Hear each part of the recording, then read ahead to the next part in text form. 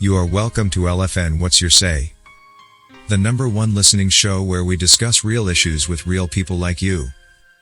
We are still featuring R. Kelly, real name Robert Sylvester Kelly, also known as the R&B King. Kanye West was born on June 8, 1977, in Atlanta, Georgia, and moved with his mother to Chicago, Illinois after his parents divorced when he was only 3 years old. His father, Ray West, is a former Black Panther and was one of the first black photojournalists at the Atlanta Journal-Constitution. Ray later became a Christian counselor, and in 2006, he opened up the Good Water Store and Cafe in Lexington Park, Maryland, with startup capital from his son. West's mother, Donda West, was a professor of English at Clark Atlanta University and the chair of the English department at Chicago State University before retiring to serve as his manager. West was raised in a middle-class environment, attending Polaris School for Individual Education in suburban Oak Lawn, Illinois after living in Chicago. At the age of 10, West moved with his mother to Nanjing, China, where his mother was teaching at Nanjing University as a Fulbright scholar. According to his mother, West was the only foreigner in his class, but he settled in well and quickly picked up the language, although he has since forgotten most of it. West demonstrated an affinity for the arts at an early age, and he began writing poetry when he was 5 years old. He started rapping in the 3rd grade and began making musical compositions in the 7th grade, eventually selling them to other artists. He crossed paths with producer No ID, who became his friend and mentor.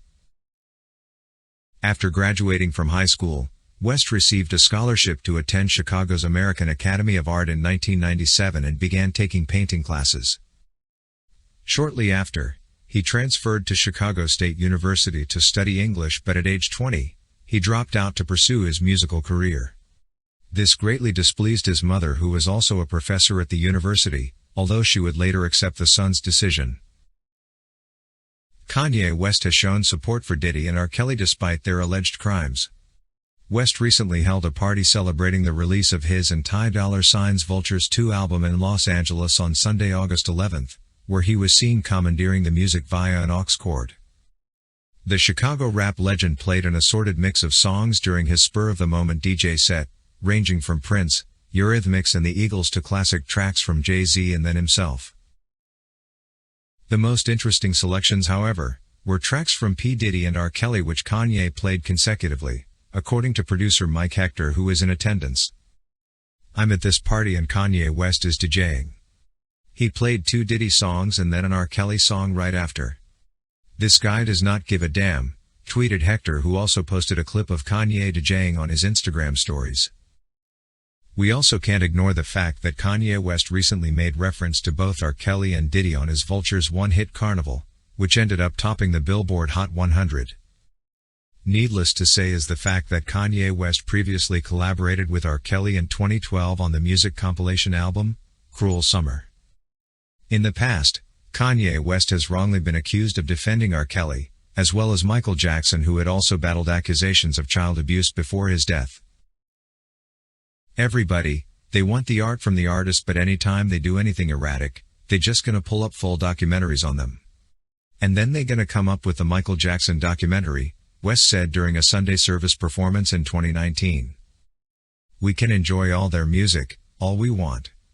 I thought I wasn't going to go there today, but just know that if we're going to tear down artists, let's go ahead and take Leonardo da Vinci out the Louvre while we at it. Let's take down all the art," West added.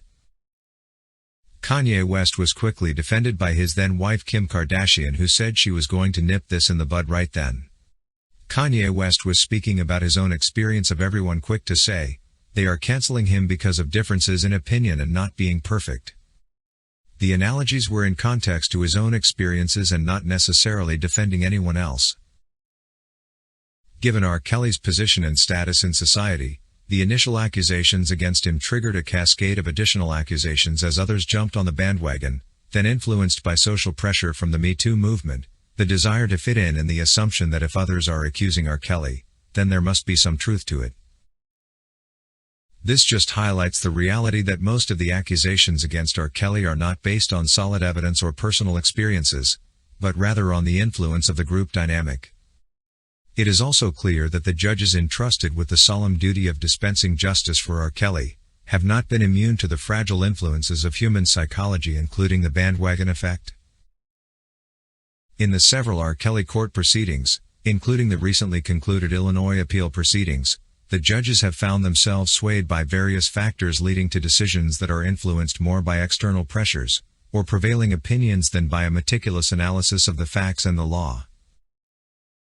One such influence is the precedent bias, where the judges felt compelled to follow established legal precedents or the decisions of their peers, even if those precedents were not to be entirely applicable to the R. Kelly's case at hand. We should try and resist putting too much faith in popular opinion as a tool for judging the worth of ideas and behaviors. What is good for the majority may not be good for you. Further still, it might not be morally or situationally suitable. We shouldn't all be the same. There are many benefits to standing out, such as recognition and pride in our own convictions. Deciding to hop on the bandwagon can deter us from gaining these benefits, and it's certainly clear that Kanye West is aware of this. We for sure still remember that in the wake of the unfortunate and irrational Lifetime Surviving R. Kelly docuseries that claimed to outline years of R. Kelly's alleged abuse, the social movements to mute the king of R&B were being fueled day and night by the conspirators whose main objective was to bring R. Kelly down by all possible means. Following subsequent pressures from the public amplified by the media, some of R. Kelly's peers and collaborators started succumbing to this pressure, taking various sudden but drastic decisions against him, with some going so far as apologizing for working with him and erasing their work with him from digital existence. Others have come forward with concocted stories meant to please the desperate movements, of how R. Kelly's alleged behavior has long been an industry-wide open secret. From Lady Gaga to the now infamous John Legend and Jada Pinkett Smith, they one by one shamelessly started isolating and denouncing their all-time mentor and peer. Just like Boosie Badass, Kanye West seems to insist on the fact that he can't be taken for a ride just like that. We can't run away from the fact that R. Kelly is the greatest of all time when we talk about the captivating R&B music. We also know that the king of R&B is wrongly detained today, but also remain optimistic that justice will soon prevail over all the lies, the bias and misinterpretations of the law that have marred all his legal proceedings. Thank you for watching today's video, a production of LFN Media, giving you another perspective of issues at hand. We make it our business to keep you updated with the truth amidst the cloud of lies the media wants you to believe. It is therefore important to subscribe to this channel, hit the bell icon and allow all notifications so that you don't miss out whenever we publish a new video.